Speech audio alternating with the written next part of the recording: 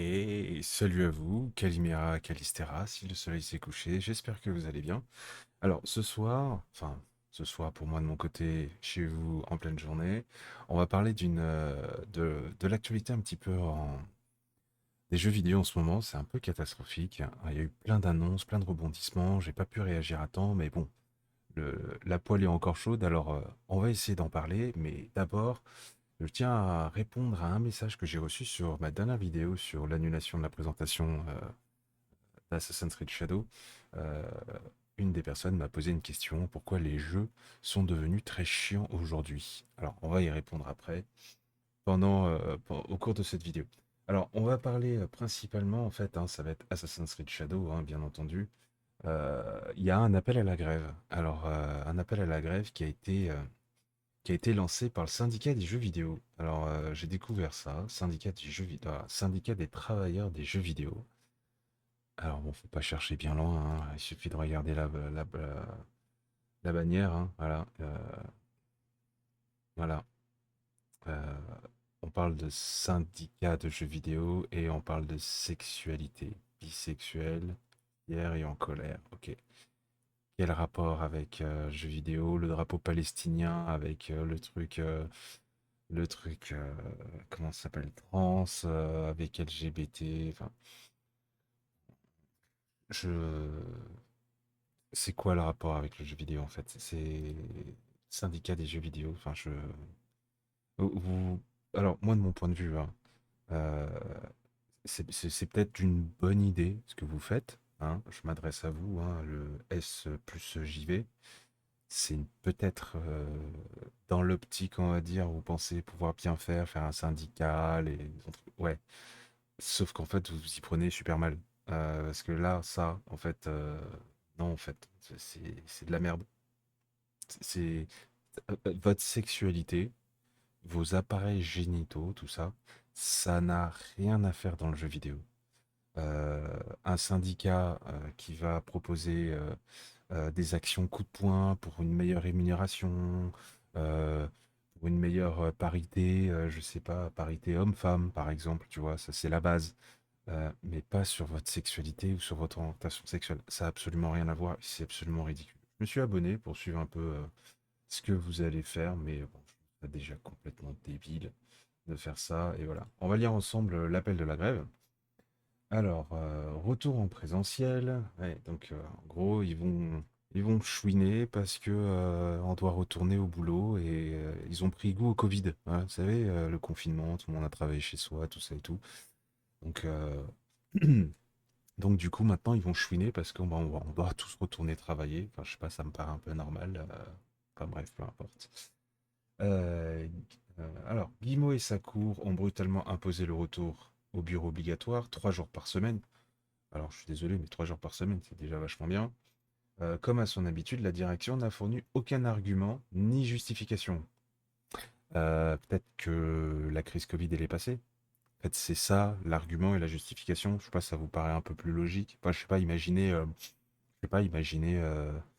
un banquier qui était confiné et puis maintenant que le confinement est terminé et qu'il y a il y a plus de vagues, bah, le banquier va faire grève parce qu'il doit retourner travailler et qu'il peut pas faire la banque chez lui. En fait, c'est complètement absurde. On prenait le cas aussi avec un ouvrier, tiens, un ouvrier qui va faire grève parce qu'il a plus il peut plus télétravailler chez lui. Hein. C'est d'une absurdité mais monstrueuse totale. Ça, c'est un débile mais profond quoi. Bref. Comme à son habitude, la direction n'a fourni aucun argument ni justification. Quid des collègues, j'aime bien ce mot quid, c'est sympa. Quid des collègues qui ne peuvent pas revenir pour des raisons de santé. Mais des raisons de santé de quoi? La crise Covid est malade, à part choper un rhume, qu'est-ce que vous allez avoir? Allez, rhume gastro, c'était la période. Euh, Santé de vie personnelle. Alors, de situation géographique. Situation géographique de quoi? Qui travaille à 2 heures de chez soi? C'est genre, c'est trop compliqué de prendre le bus, un scooter pour aller bosser. C'est absurde. Ils prennent des décisions qui impactent nos vies et celles de nos collègues. En gros, c'est quoi? Vous militez pour le chômage, pour le rien foutre ou le minimalisme, on en fout le moins et on reste à la maison et on travaille. À quel moment? Euh, nous organi- euh, Nos organisations syndicales appellent donc les salariés et eux, voilà, d'Ubisoft Paris à la grève du 15, 16, 17. Ah, c'est une super grève. Voilà, c'est vraiment une super grève. 3 jours de grève, je pense que Guillemot, il s'en bat les couilles. Un rassemblement aura lieu le 15 octobre au pied de Floresco à partir de 15 heures. Super, ça veut dire le matin, on peut travailler. Efficace. Nous exigeons, dans le plus bref délai, un accord sur le télétravail, centralisé sur le choix des salariés et eux, mais deux E sans le tirer, et puis c'est bon, on s'en fout, on a compris, et non au bon vouloir d'un processus injuste, opaque et arbitraire. Mais en quoi c'est injuste d'aller travailler, de se déplacer, prendre ses petits pieds, ou aller en BMW pied et aller bosser, ou prendre le métro, ou prendre la voiture, je sais pas. Ubisoft Paris, vous êtes vachement bien desservi en termes de transport, il me semble. Donc, je sais pas, c'est quoi le problème?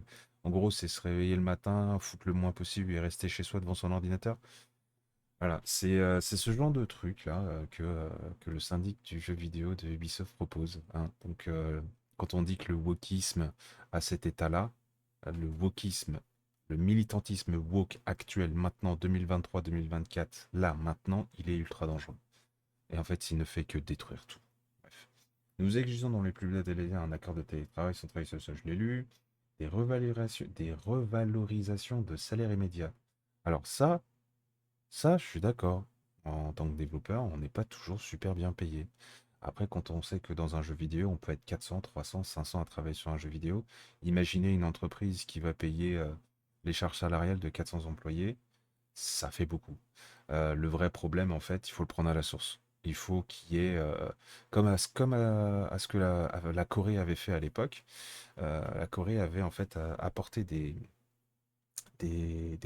facilités fiscales pour favoriser la culture coréenne, notamment tout ce qui était musique K-pop. C'est un peu comme ça que la K-pop a pu s'engouffrer sur quelque chose de massif, avec des bandes et tout, etc., et que c'est devenu culturel, en fait. Et c'est comme ça, en fait, qu'on domine un marché, c'est-à-dire l'État doit faire un maximum d'efforts pour apporter des aides fiscaux, réduction d'impôts, réduction des charges pour les employés, pour les entreprises comme ça, pour qu'elles puissent pérenniser. Et ça, il faut prendre à la source. Et malheureusement, un développeur aujourd'hui, on va dire un jeune développeur qui a 2 3 ans d'expérience, bah, il n'est pas payé 2 000 euros, quoi. Hein, quand on enlève les charges, tout ça, généralement, il ne reste pas beaucoup. Euh, Après, ça dépend dans quelle boîte, mais en général, c'est ça, on serre la pince au maximum. Mais ça peut se comprendre. C'est pas la faute des éditeurs, c'est pas la faute des employés, tout ça, ou des chefs de projet. C'est la faute de l'État principalement, parce que c'est elle qui va serrer la vis. Après que les dirigeants et les actionnaires ils se gavent, ça c'est autre chose. Il y a aussi de ce point-là à voir. Mais tu peux pas taper si tu veux améliorer tout et qu'il y ait une égalité totale. Eh ben, il faut plafonner les salaires des développeurs et des dirigeants. Il faut les plafonner. Bon, c'est utopique, ça se fera jamais, mais il faut le faire. Il faut y penser, il faut trouver des solutions pour avoir un SMIC sur chaque corps de métier. Par exemple, un maçon va avoir un SMIC. Pour la prime de pénibilité, etc., il faut que ce soit un SMIC spécifique. Un banquier va pas avoir la même pénibilité de travail, donc son SMIC sera peut-être un petit peu plus faible. Un artisan, ça va être différent. Un développeur, ça va être un petit peu plus élevé, parce qu'un développeur, c'est quelqu'un qui est constamment assis, qui est statique, et puis qui peut avoir des problèmes de dos. Ça apparaît pas comme ça, mais quand tu passes des journées devant un ordinateur, tu fais quelques pauses, tout ça et tout, ça peut être très difficile, et surtout en période de crush où tu as un gros taux de pression qui est assez élevé, et mentalement, c'est compliqué. On l'a vu, hein, avec France Télécom à l'époque, il y a énormément de suicides à cause de la pression, à cause des... tout ça, quoi. Bref. Donc ça, pour le coup, je suis d'accord, hein. Valorisation des salariales, l'échec de la négociation sur euh, l'intéressement à libérer 25 millions d'euros. Alors, les 25 millions, ce serait bien qu'il les libère, effectivement, mais pas pour donner à cette association qui est juste complètement toxique. Réinvestissons dans les salaires, c'est bien. En priorité, dans les plus bas, c'est très bien. Voilà, jusque-là, voilà, un bon point pour eux. Voilà, on va pas se le cacher. La fin des plans de licenciement déguisé, connu sous le nom de attribution naturelle. Trop d'entre nous sont surchargés de tâches incombant à plusieurs postes remplacés. Alors, dans le métier de jeu vidéo, il y a énormément de turnover. Et c'est pas du turnover dans le sens où on va licencier des gens. C'est dans le sens où on va travailler sur un projet et puis on va quitter le projet pour quitter la boîte pour aller travailler sur d'autres projets. Je vous donne un exemple. Quand vous allez travailler euh, sur par exemple, on va dire GTA 6. Allez, GTA 6. Non, ouais, GTA 6. GTA 6, si je dis pas de conneries, il y a eu 6-7 ans de développement. Bah, quand vous travaillez 6-7 ans sur un même projet, je peux vous assurer que c'est compliqué. Déjà, rien que 3 ans, c'est très difficile parce que t'en as marre, t'as l'impression que ça avance pas alors que ça avance quand vous êtes plus dur. Mais c'est très très très difficile. Et généralement, après un projet, moi j'ai un ancien copain qui a bossé chez Ubisoft sur Steep. Il a travaillé sur le développement, c'était un chef de projet, il a travaillé pendant un bon moment. Et une fois que Steep était terminé, il avait fini son boulot, il est parti bosser pour une autre boîte en Angleterre. Donc voilà, les développeurs sont généralement très mobiles et les bons développeurs sont très très mobiles parce qu'ils vont être sollicités par euh, beaucoup de studios par rapport à leur aptitude, leur capacité à faire du rig, de l'animation, de la texture, etc., etc. Il y a beaucoup de choses qui fait qu'ils vont bouger beaucoup. Donc il y a ça à prendre en compte, mais il y a aussi le fait qu'il y a un turnover dans le sens où on va licencier du personnel. Par exemple, je crois que c'était cette année où Microsoft avait licencié une bonne partie d'une équipe de studio. Je crois que c'était Bethesda, oui. Et en fait, une semaine après, ils ont refait un plan un plan de recrutement. En fait, tout ce qu'ils voulaient, c'était juste rafraîchir l'équipe. Mais bon, ça après, c'est autre chose, quoi. Mais voilà, ça pour moi, ça, je suis désolé, mais déjà, rien que ça, non, quoi. Quelqu'un ici, on a, on a que de la diversité, que de la diversité. On n'a rien, on n'a rien qui. Je suis désolé, ça, quoi. Qu'est-ce que ça a à voir dans le jeu vidéo? Moi, j'ai rien contre les gens, le wokisme, enfin, le wokisme. J'ai rien contre les gens qui sont gays et tout ça, je m'en fous, ils font ce qu'ils veulent.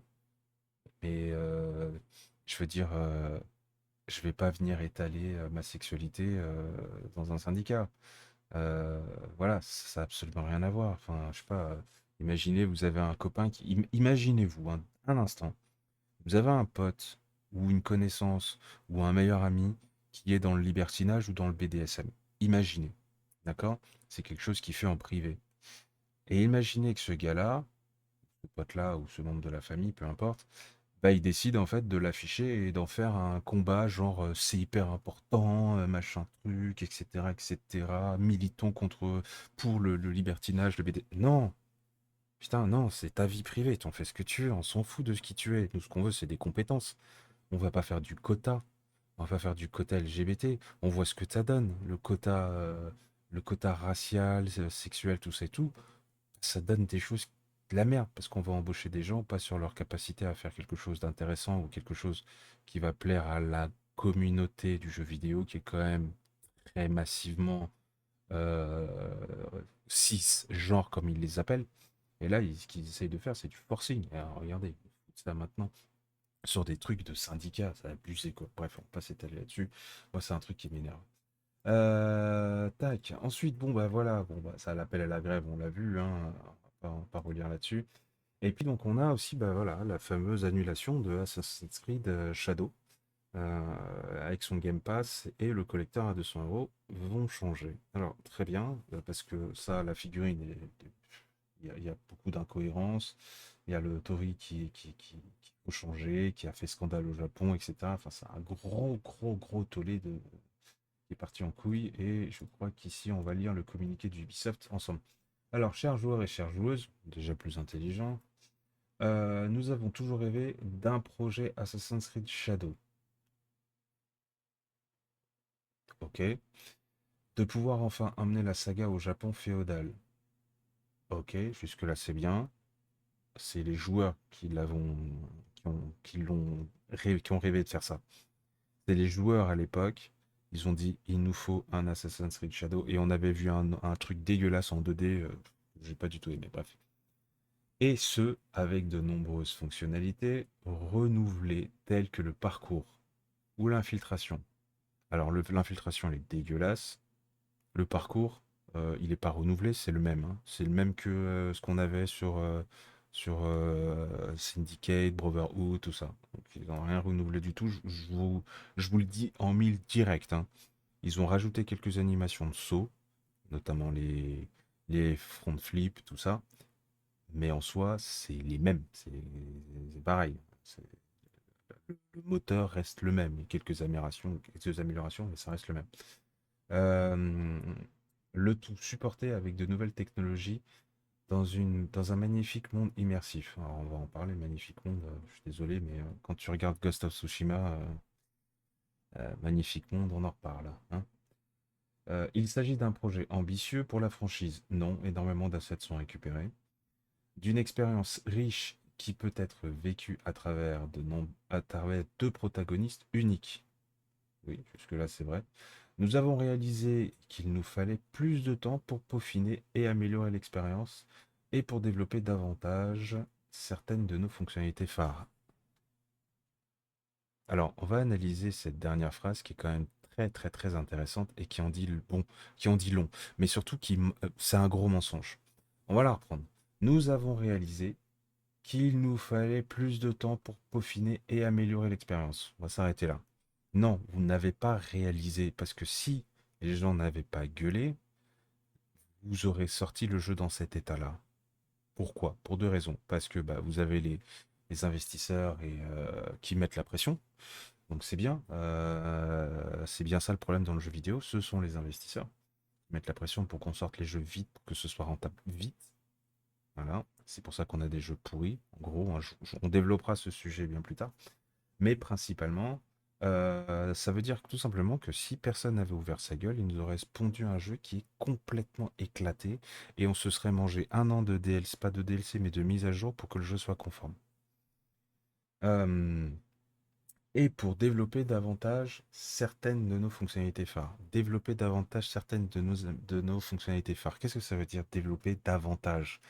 Ça veut dire qu'en fait, il y a énormément de choses dans les mécaniques qui ne vont pas et qu'ils ont voulu nous pondre pour faire genre, c'est normal, le jeu est comme ça, on va faire vite.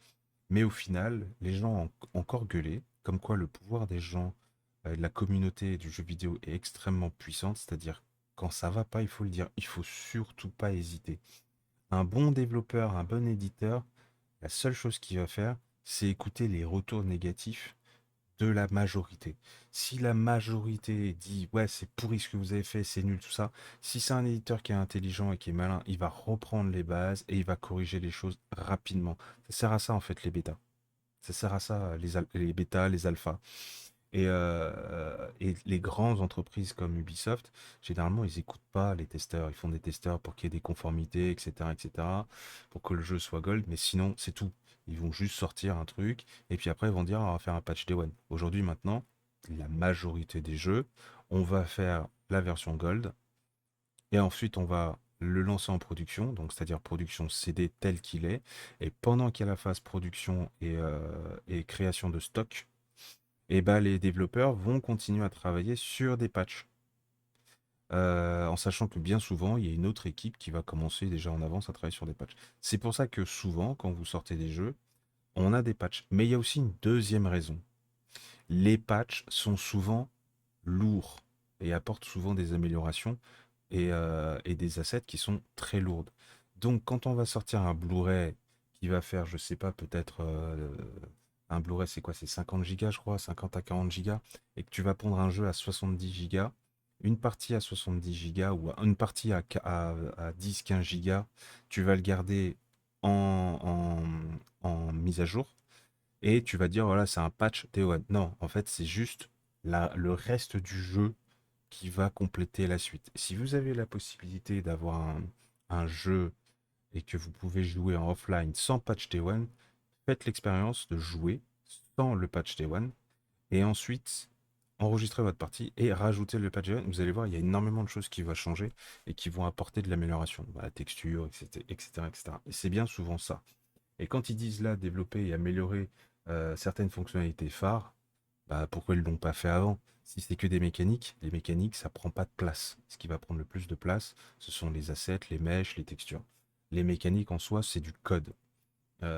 C'est du blueprint, ça dépend du moteur, mais généralement, enfin, on dit du blueprint, c'est du code en fait, plus précisément. En conséquence, nous avons pris la décision de repousser la date de sortie au 14 février. Alors le 14 février, il y a une raison spécifique. Le 14 février, c'est parce que c'est une date qui est très proche de l'année fiscale. Qu'est-ce que c'est une année fiscale? C'est l'année en fait où on va faire les comptes, le bilan de toute l'année qui s'est passée entre les ventes, etc., etc.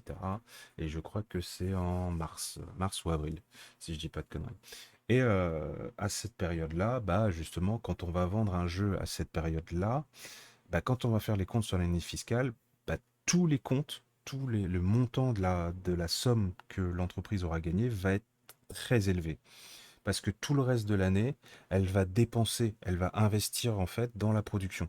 Donc ce qui fait qu'arrivé vers décembre, janvier, on est soit dans le rouge, soit dans la limite. Et du coup, si tu vends un produit un petit peu avant ou juste un petit peu avant, eh ben, les ventes vont te rapporter énormément de bénéfices, ce qui fait que tu vas commencer ton année fiscale, ta nouvelle année fiscale en étant dans le vert, pour réinvestir derrière. Donc c'est une pente contrôlée, c'est une descente contrôlée. Euh, généralement, c'est comme ça que ça se passe. Après, voilà, mais c'est uniquement pour ça. Mais c'est aussi, il faut prendre en compte que le jeu, ils vont essayer au maximum de l'améliorer, de le patcher.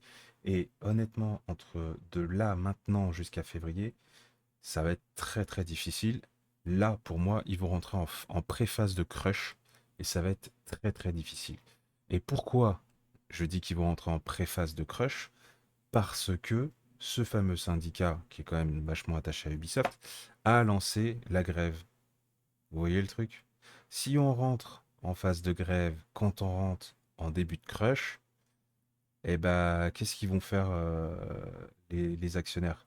Ah non, c'est pas possible, on peut pas avoir un bilan négatif, on peut pas avoir du stop sur la production. On va essayer, on va voir, on va répondre à leurs attentes et puis on va faire comme ils veulent, comme ça ils vont pouvoir se mettre au travail et on prend pas le risque qu'il y ait encore qu'on commence une année fiscale dans le rouge.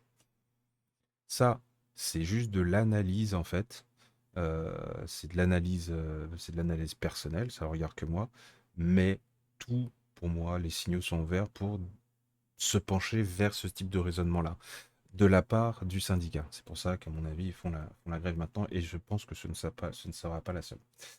Le jeu sortira avec sur une grande variété de plateformes, incluant Steam à la sortie. C'est très intéressant parce qu'on va pouvoir voir, et il y a deux signaux. Un, c'est très intéressant parce qu'on va pouvoir voir le nombre de personnes qui vont jouer, le nombre de personnes, le nombre de likes qu'il va y avoir. Ça, c'est la première chose.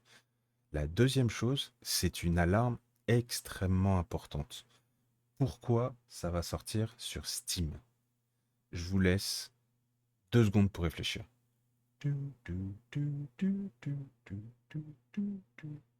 n'avez pas trouvé? Je vous le dis. Ça va sortir sur Steam pour la simple bonne raison que Steam, c'est la plateforme numéro un en termes de jeux vidéo. Quasiment, allez, je vais dire une connerie, mais tous les PC, hein, les PC des gamers, ont tout Steam. Donc l'idée, c'est de toucher un maximum de personnes pour un maximum de ventes et ne pas se limiter uniquement aux consoles et aux plateformes uniques de Ubisoft. Parce qu'aujourd'hui, qui va se connecter sur les plateformes de Ubisoft? Ils sont très peu, il y a très très peu de monde. Et ils ont réfléchi à ça en se disant, en regardant le nombre de connexions qu'il y a sur leur plateforme Ubisoft, là, Uplay, en se disant, voilà, on va regarder, etc., etc. Bah, on n'a pas énormément de connexions. Par contre, Steam, ils ont des connexions de fou, donc on va se connecter dessus et quitte, on va payer les 30%, je crois, de redevance à Steam sur chaque vente, mais ça nous fait toujours un bilan positif. C'est ça l'objectif, le fait de le vendre sur Steam. Parce que si ils avaient vraiment envie, si ce n'était pas ça, ce raisonnement-là, ils l'auraient posté, ils l'auraient publié sur Steam, il l'aurait mis aussi sur OG, sur Epic Games, il l'aurait mis sur toutes les plateformes qu'il y a. Sur, comment ça s'appelle? Nvidia Shield, le truc à distance là, sur Shadow, ils auraient inondé le truc, mais ils l'ont pas fait. Parce que Steam, Tout le monde a Steam. Tout le monde. Si vous avez Steam, vous avez automatiquement GOG parce que la grande majorité. Donc c'est uniquement pour ça que Steam a été spécifiquement choisi pour faire un espèce d'étau hein, pour recentraliser tout ça et toucher un maximum.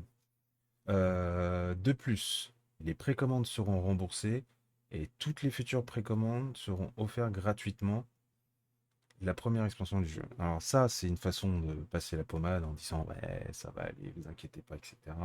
On va vous faire un truc gratis, etc. Alors que c'est généralement les trucs qui offrent gratuitement, comme quand vous achetez un jeu vidéo et puis vous achetez un pack collector en disant vous allez avoir une armure de ouf. L'armure, vous allez l'utiliser, allez, 1 heure, et puis après, vous allez trouver quelque chose de 10 fois mieux au bout de 10 heures.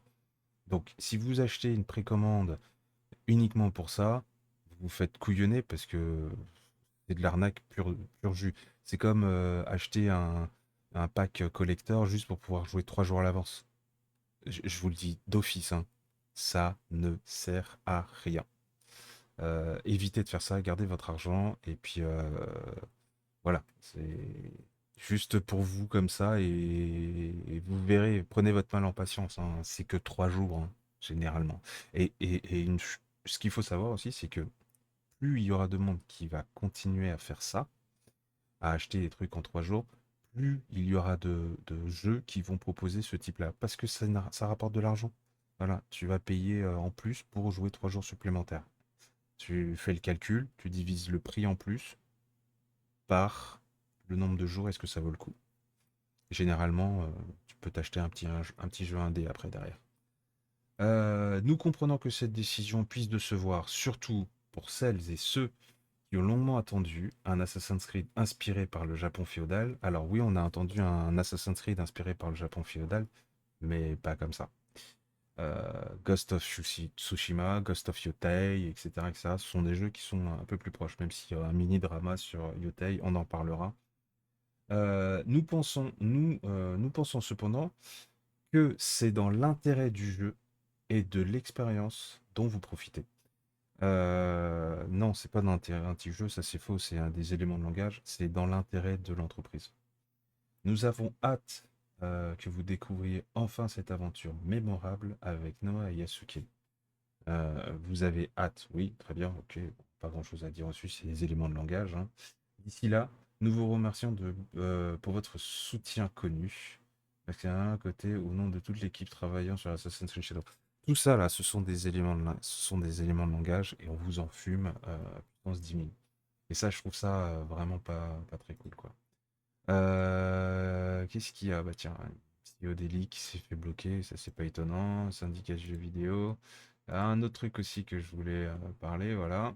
Le jeu vidéo The Day Before, qui avait fait un scandale, je crois que c'était l'année dernière, un scandale qui était un gros scam et qui a arnaqué tout le monde. Renaître ses cendres. Alors, je l'ai pas lu l'article, on va le découvrir ensemble, hein.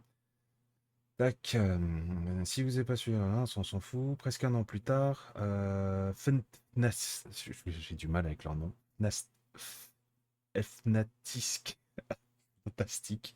On va dire fantastique, voilà. Fantastic annonce son retour sous le nom de Fantastic 2.0. Ça, c'était déjà annoncé. Ils avaient déjà annoncé, mais perso, fuyez. Je ne sais pas à quel moment ils se disent que c'est bien de faire ça. Fuyez, n'achetez pas. N'achetez vraiment pas. Dans un plan for recovery bâti sur 3 piliers. L'honnêteté.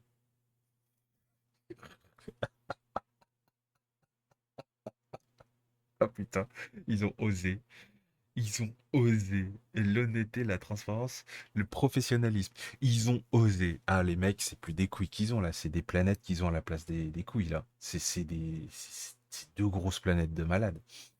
En gros, concrètement, hein, concrètement, moi déjà, honnêteté, transparence et professionnalisme, c'est mort. Euh, je viens chez vous, je vous braque, je vous prends tout votre argent, je tabasse tout le monde chez vous, je casse tout. Je m'enfuis, je m'échappe, personne ne m'arrête, pas de flic, rien du tout. Je reviens un an après et je vous dis, bon, écoutez, je vais vous braquer, mais je vais être honnête, transparent et professionnel. Euh, je vais être honnête, Je vais juste vous prendre ce dont j'ai besoin. Je vais être transparent. Je vais vous montrer ce que j'ai pris. Et je vais être professionnel. Je vous ferai pas de mal. Promis. Ils se foutent de la gueule du monde. C'est pas possible. C'est une grosse blague. Ils ont osé. Ça, pour moi, c'est du gros foutage de gueule. Le studio décrit sa mission qui consiste à offrir des expériences de jeux vidéo de haute qualité en combinaison l'innovation et la créativité. Alors, on se souvient, enfin, je ne sais pas si vous l'avez raté ou pas, l'innovation et la créativité. Alors, l'innovation et la créativité, quand on parle de Fnatastic, là, c'est faux, hein. Tous les assets qu'ils ont pris, c'est des trucs qu'ils ont chopés sur Unreal Store. Alors, peu importe, hein, c'est pas très grave, c'est fait pour ça. On a le droit d'utiliser des assets, tout ça, jeux vidéo. Mais il faut pas dire qu'on les a créés. Voilà, vous voyez. Eux, ils ont dit qu'ils les avaient créés, etc., etc. Alors que c'est faux. En fait, ils ont juste pris des trucs store, ils ont rien créé du tout. Ils ont juste fait un Lego d'assets de jeux vidéo. L'intégrité et la transparence. Ouais. Euh, c'est ce qu'ils avaient fait au début, hein. Ils ont arnaqué tout le monde. Je pense qu'ils ont bouffé tout le fric qu'ils ont gagné. Et du coup, ils reviennent à la charge pour un round 2, en espérant voler un maximum de fric. Et annoncé par la même occasion, lancer un nouveau Kickstarter. Alors ça, on va regarder ça de suite. Euh, Escape Factor. Oh putain, ils ont récolté 8000 $. 27 contributeurs, 8000 $. Euh, c'est abusé là. C'est complètement abusé. 27 collaborateurs et 8000 $. Vous vous rendez compte? À mon avis, ça c'est du pipeau. Je pense que c'est eux-mêmes qui ont investi, qui ont donné l'argent des potes pour investir. C'est pas possible. Parce que tu fais 8813 divisé par 27. En moyenne, ça fait 300 par personne. J'y crois pas un instant. Je n'y crois pas un instant du tout. Escape Home Factor. Ouais, c'est try demo.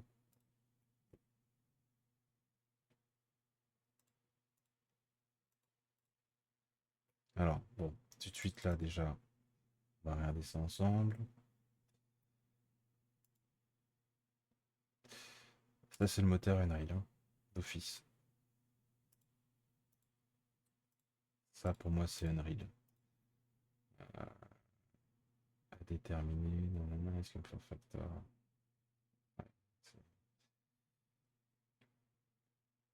Ouais, on va regarder ensemble, on va mettre la vidéo. On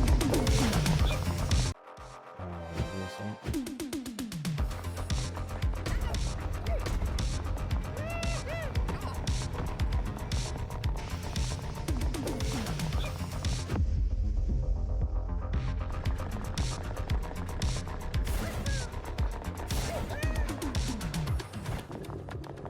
C'est Fall Guys, quoi. Un petit clin d'œil à quoi? C'était quoi déjà le jeu, ça? Le film, c'était Dune, voilà. Ouais, c'est ça. En fait, c'est une copie de. Une grosse copie de Fall Guys.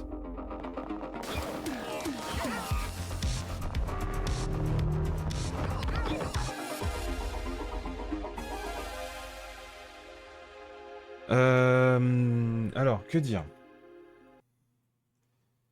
Je vais vous parler en toute franchise, hein. Ça, alors, on est sur du procédural, même pas sur du procédural. Ça, ça, ça là. Euh, c'est un jeu que vous faites en game jam.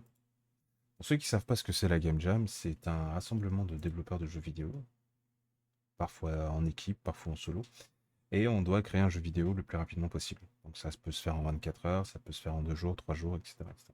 Donc c'est des game jams. Et donc c'est le jeu qui est sélectionné et qui est gagné. Ça, euh, un débutant qui a 1 an d'école qui a 2 ans, on va être gentil, 2 ans de jeux vidéo, il peut le faire. C'est-à-dire que là, même vous aujourd'hui, vous payez des formations Aleximo et tous les autres, là, machin truc. Il y a des super formateurs tuto qui vont vous apprendre à faire des jeux vidéo sur Unreal. En 6 mois, Si vous êtes assez assidu, vous faites les trucs, vous faites les exemples, vous emmagasinez, vous enregistrez. En 6 mois, vous pouvez faire ça, hein. Je vous assure, en 6 mois.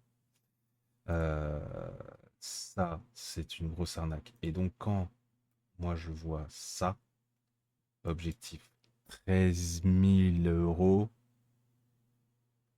13 000 euros pour quoi faire? C'est un jeu que vous pouvez faire en solo. C'est un jeu que n'importe qui peut faire. Il n'y a rien. Il n'y a pas d'histoire. Il n'y a pas de mécanisme. Il n'y a rien. Absolument rien. Quand je dis il n'y a pas de mécanisme, c'est très simple, hein. Le seul code qu'il va y avoir, c'est le script principal, ça va être encore même pas, ils l'auront même pas codé parce que ça c'est déjà disponible sur Unreal.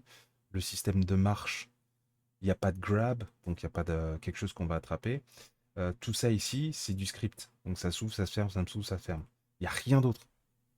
Tous les mécanismes que vous allez voir ici, c'est du script. Voilà. Ça il y est aussi. C'est que du script. Il n'y a rien. Et tout ça, vous le trouvez facilement sur les assets Unreal, dans le store Megascope, dans le store Epic. Vous trouverez tout ce qu'il faut, tous les éléments. Il n'y a pas de décor, il n'y a pas de map, il n'y a rien du tout. Il y a des pauvres textures de merde. Il n'y a absolument rien. Ça là, voilà. Et 13 000 euros pour ça, bah putain. Et ils y sont presque arrivés, hein. Il y en a qui y croient, hein, en tout cas, hein. Bref. Grosse arnaque. Voilà. Donc on va continuer la lecture, hein. Euh, Forcément, l'accueil réservé par les joueurs à cette annonce n'a pas été très positif et le studio s'est notamment exprimé à plusieurs messages passés sur. Ce qui aurait été intéressant, c'est qu'ils reprennent le jeu là en question et qu'ils retravaillent dessus, sérieusement. Là, ça aurait été un peu plus intelligent, mais sans rien demander aux autres, aux gens. Tout le monde mérite une seconde chance. Bah oui, bien sûr. Ah oui, je viens tuer ta famille, mais je mérite une seconde chance. Je viens de voler de l'argent, mais je mérite une seconde chance. Nous présentons nos plus chères excuses à tout le monde pour The Day Before et assumons l'entière responsabilité de ce qui s'est passé. D'accord? Rembourser. Rembourser l'argent, rembourser les éditeurs, les revendeurs qui ont vendu votre jeu, qui ont prêché la bonne parole. Commencez par ça. Il sera difficile de regagner la confiance des gens, mais nous sommes motivés pour créer d'autres jeux si notre Kickstarter est couronné de succès. Vous vous auto-couronnez de succès en fait. C'est là la différence. Avec son modèle, tout ou rien, les contributeurs seront remboursés si nous manquons de notre objectif. Bah, en fait, c'est pas compliqué. Vous allez vous auto-rembourser sur The Day Before. Vous allez prendre les thunes de The Day Before et pour financer ça, pour vous auto-financer, pour faire ça. Ah, on a réussi, on fait un truc, hein. Nous apprécions votre soutien et tous les fonds iront aux développeurs, pas au profit. Alors, t'es obligé de le préciser parce que les développeurs de The Day Before, ils sont pas énormes, hein. Nous comprenons que nous avons déçu le public. Il est dommage que nous n'ayons pas pu tenir nos promesses. L'industrie du jeu vidéo est complexe. Non, l'industrie du jeu vidéo n'est pas complexe. C'est faux. L'industrie du jeu vidéo, il est très simple. Ce qui le rend complexe, ce sont les gens qui vont investir dedans et qui vont dire: ah, moi j'ai besoin de thunes, moi je vais investir ça, je vais récupérer ça. C'est ça en fait. Et nous l'avons appris à nos dépens. Oui, bien sûr, aujourd'hui, vous allez entuber tout le monde. Aujourd'hui, nous avons appris de nos erreurs passées et nous avons changé la politique et nous avons tout corrigé. Ouais, bon, d'accord, ok. Ils se touchent et ils en fument tout le monde. Voilà, donc de la merde, hein, de la grosse merde. Et on va regarder le gameplay. Euh, Hop, je vais répondre à la question. C'est Star Wars. Star Wars. Ah merde, je suis pas sur la bonne barre de Crois. recherche. Oh, Moi, ta je le gueule. crois. Il Ta ne gueule. crée pas Je t'aime bien, pour. mais ta gueule. Voilà. Enfin, je t'aime bien. Pas, mais je t'aime bien. Tu donnes des infos qui sont intéressantes. Star Wars Outlaw. Mon avis après 15 heures. Tac, tac, tac. Allez, on va couper le son, on va avancer. Voilà. Alors, pour répondre à ta question, et puis on va s'arrêter là pour cette vidéo qui est déjà beaucoup trop longue, qui fait presque 40 minutes, bordel de merde, il va falloir que j'apprenne à fermer un peu plus ma gueule, parce que je parle trop, désolé. Donc ta question c'était effectivement pourquoi les jeux aujourd'hui sont devenus ultra chiants, pourquoi on se fait chier au bout d'une heure. Là, la réponse, elle est un peu compliquée à expliquer par écrit, c'est pour ça que je vais te la faire à l'oral. Eh bien, aujourd'hui, les jeux vidéo sont financés principalement par par des actionnaires. Ces actionnaires-là, ils vont investir pour avoir leur jeu le plus rapidement, pour voir leurs jeux qui sont financés sortir le plus rapidement possible. Ce jeu-là, quand il va sortir, ça va leur apporter des dividendes, c'est-à-dire ils vont gagner du profit dessus. Et c'est tout ce qui les intéresse. Peu importe la santé du jeu, eux, ce qu'ils veulent, c'est que ça rapporte des thunes. Et donc, pour que ça rapporte des thunes, il faut que le jeu soit produit rapidement. Et la plupart des éditeurs qui vont sortir des jeux très rapidement, sauf exception les jeux Call of, parce qu'il y a une raison, je l'expliquerai après, les jeux qui vont sortir rapidement, comme par exemple Star Wars Outlaw, qui vont avoir 4 ans, 5 ans de développement, qui ont des ambitions qui sont très importantes, très élevées, c'est-à-dire un semi-open world, parce que Star Wars Outlaw, ce n'est pas un open world, c'est pas du tout un open world, c'est un semi-open world. Un open world, c'est quand vous pouvez faire de bout en bout sur la map ou sur les zones où vous avez le droit, sans temps de chargement. Ça, c'est un open world. C'est un semi-open world. Par exemple, The Witcher, c'est un semi-open world, qui est très grand, mais c'est un semi-open world. Flight Simulator est un open world. Vous pouvez aller littéralement de Paris en France de Paris à New York en avion, sans temps de chargement, sans coupure. Le temps de chargement, il est en tampon, c'est-à-dire il se fait en, il se fait en tampon, c'est-à-dire qu'il va se faire en même temps que vous jouez. On va charger des petites zones, mais c'est imperceptible et ça ne baisse pas sur la capacité du jeu. Donc ça, c'est un open world. Euh, et donc, du coup, ce qui va se passer, c'est que les jeux, maintenant, quand ils vont sortir, ils vont être un peu fades parce qu'ils n'ont pas eu le temps d'avoir la maturité nécessaire pour sortir dans l'état dans lequel le projet est imaginé. Euh, un exemple qui est très intéressant, Cyberpunk, par exemple, il est sorti dans un état catastrophique, malgré que ce soit une pépite, ce jeu, mais parce qu'il a eu la pression des investisseurs. Et le patron, j'ai oublié son nom, du studio, a aussi calmé les ardeurs des investisseurs en leur disant, si vous voulez que ça nous rapporte des thunes, il va falloir patienter. C'est un jeu qui est quand même extrêmement ambitieux et pour moi, ça reste le jeu le plus ambitieux des 10 dernières années, même au-dessus de GTA V. Parce que si vous vous rendez pas compte de tous les mécanismes et toutes les choses les plus imperceptibles qu'il y a dans Cyberpunk, le monde est ultra vivant, ce que vous ne trouvez pas dans un GTA qui va être vivant mais très très limité. Bon, en même temps, pour la défense de GTA V, c'était une époque où les consoles étaient bien moins importantes.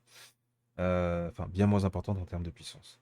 Donc les jeux vont sortir en étant fades parce qu'on va faire du fan service. Et quand on voit les jeux qui se disent oh ça va être redondant, c'est souvent redondant. Moi maintenant les jeux comme ça je les vois très très vite venir. C'est-à-dire les jeux on va refaire tout le temps la même chose. Encore et encore et encore et encore et encore. Et on va juste se baser sur l'histoire. Et ça va être encore répétitif comme par exemple Spider-Man. Spider-Man, il est beau, les mécanismes sont plutôt bonnes, donc je parle de un et de 2. Mais avant même que j'ai fait 2 heures de jeu, j'avais déjà vu que le jeu allait être extrêmement répétitif et que ce qui allait diversifier mon jeu, ce sont les différentes missions et les cinématiques. Sinon, le jeu va être extrêmement répétitif, sans surprise, et ça va être uniquement pareil. Il n'y aura pas de changement de gameplay. Il n'y aura pas de changement qui va vraiment euh, obliger le joueur à s'adapter. Et c'est ça qui manque. À l'époque, dans les jeux vidéo, on jouait certes, mais on avait des modifications de gameplay. On avait des choses à faire qui étaient différentes de ce qu'on devait faire au début. Aujourd'hui, on va toujours avoir les mêmes actions, on va améliorer les actions, on va les complexifier, mais ça va pas drastiquement changer le gameplay. Et c'est ça qui va faire qu'on va se faire chier. Horizon Zero Dawn, je vous assure, littéralement, je me suis endormi dessus à plusieurs reprises. Euh, le premier, non, c'est pas Horizon Zero Dawn, c'est le premier, Horizon. Je me suis endormi dessus. J'ai essayé de me forcer à jouer, je me suis endormi dessus. La première quête où on doit chasser les trucs, tout ça, ça c'était trop long, c'était répétitif. J'arrivais pas à trouver la logique du jeu. dans le sens où on se bat contre des mechas avec des flèches et on fout des trucs électriques et du feu sur des mechas, des dinosaures géants. Je- Il y avait un truc qui était pas bon, qui ne m'allait pas. Et du coup, ça m'a ennuyé à mourir. Désinstaller le jeu, je me suis fait rembourser. Next. God of War, le premier. Le début, j'ai kiffé, j'ai grave kiffé et tout. Je me suis bien amusé. Mais à un moment donné, je suis coincé dans la quête du Bifrost, là, où il y a les plantes partout, où on se balade en barque. Ça m'a saoulé parce que c'est répétitif, c'est hyper lent, hein, le rythme il est cassé et tout, j'ai laissé tomber. Parce que je voyais que j'allais refaire encore la même chose, dézinguer du monstre, machin truc. Donc là, j'ai acheté le 2. Le 2, franchement, la baston avec Thor, elle est excellente, c'est hyper dynamique. J'ai l'impression qu'ils ont un peu amélioré les choses. Donc j'essaie de poursuivre. Et puis je suis arrivé dans la quête où on arrive chez les nains, là, où on doit aller chercher un mec qui est emprisonné chez les nains. Bah, je me suis arrêté parce que j'ai vu déjà que ça commençait à me saouler. Ça commençait à me gonfler. Et ça allait être redondant. Donc j'ai fait une pause avant d'être dégoûté complètement parce que j'aimerais vraiment poursuivre. J'avais vu des trailers avec des bastons qui étaient vraiment très intéressants. Donc je me suis dit, on va pas trop se saturer, on va poursuivre. Donc voilà. Après, pourquoi on agit comme ça? C'est parce que quand tu joues à un jeu qui est un jeu d'aventure, tu t'attends à ce qu'il y ait des rebondissements de malade. Tu t'attends à ce qu'il y ait des changements, quelque chose qui va te dire, quelque chose qui va te pousser à réfléchir, quelque chose qui va te prendre, où tu vas te sentir proche du joueur, enfin du personnage en question, et tu vas apprécier subir une violence dans tes habitudes de jeu.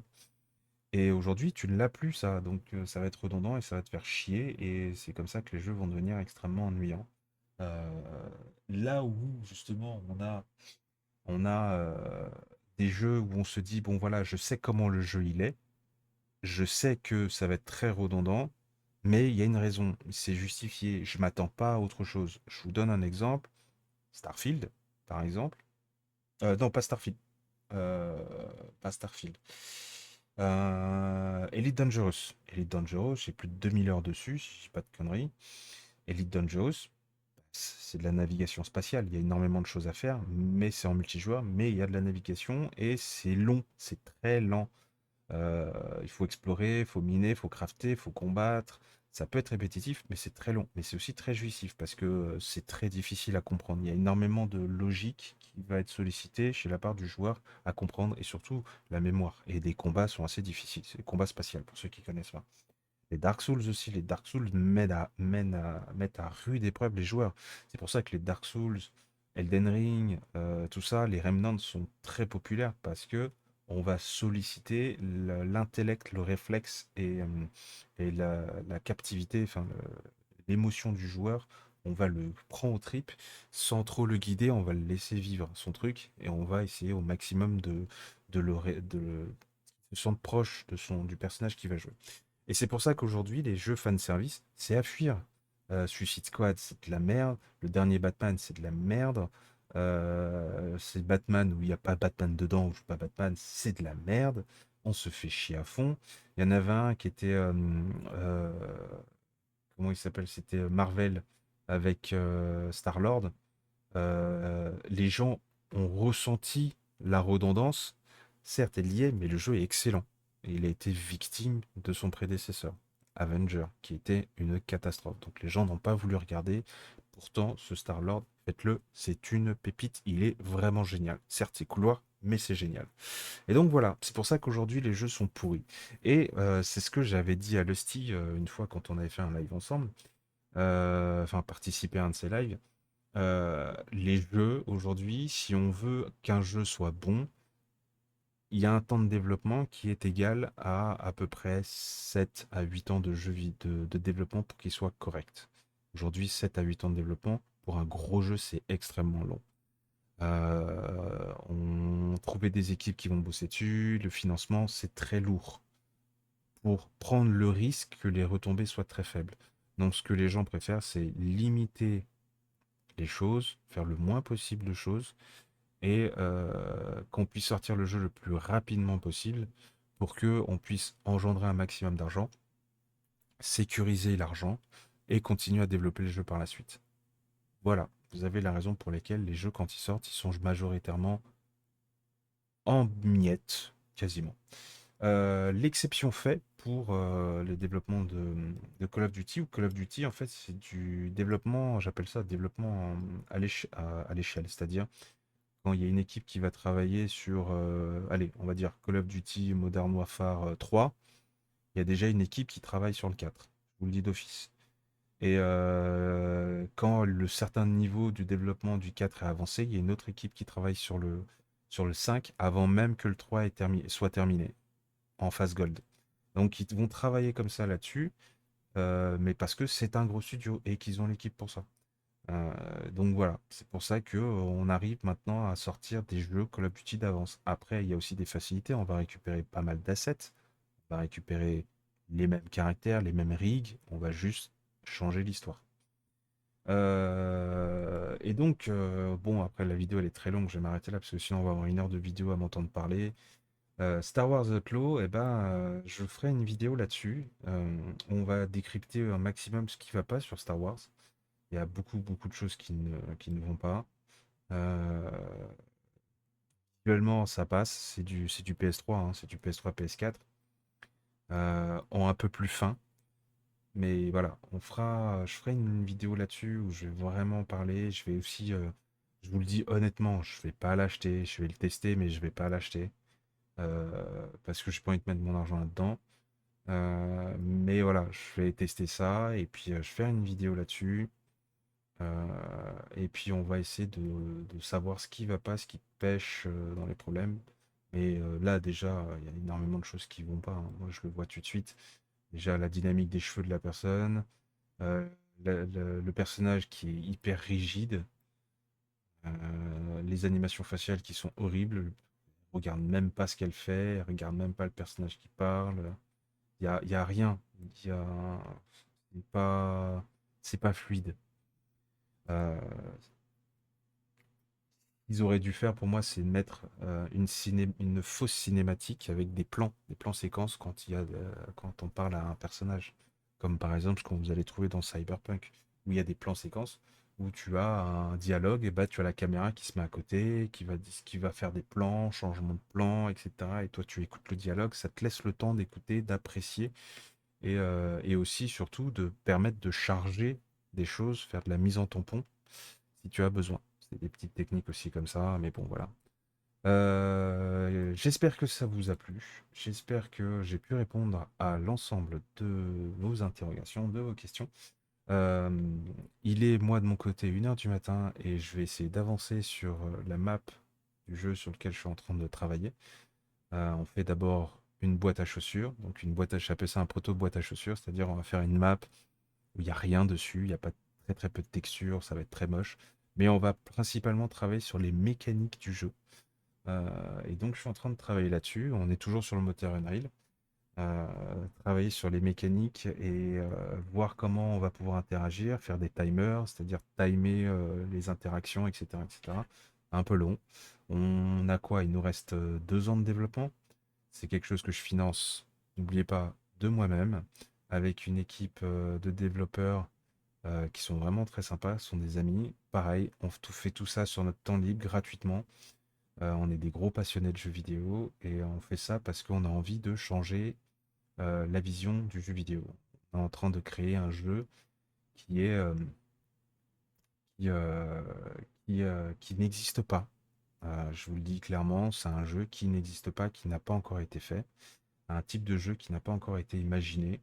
Et après celui-ci, si c'est un succès, on va travailler sur un autre jeu derrière qui me tient à cœur. C'est mon pied de nez au wokisme. Et donc voilà, clairement, le jeu qu'on est en train de développer, on va être sur un type Dark Souls, mais horreur, avec des mécaniques qui sont prévues pour tuer le joueur. Dans le sens où le jeu sera considéré comme... euh, comment expliquer? Le jeu sera considéré comme quelque chose d'extrêmement difficile. C'est-à-dire, on va pousser la difficulté vraiment très haute, mais de manière à ce que ce soit faisable. La rejouabilité du jeu sera différente. À chaque fois que vous allez mourir, ce sera différent. À chaque fois, vous allez devoir réapprendre et utiliser votre cerveau. C'est un jeu qui est captivant. L'histoire, me tient beaucoup à cœur. J'aime beaucoup cette histoire que j'ai imaginée, inspirée bien entendu d'un célèbre livre qui s'appelle La Maison des Feuilles que je vous conseille de lire.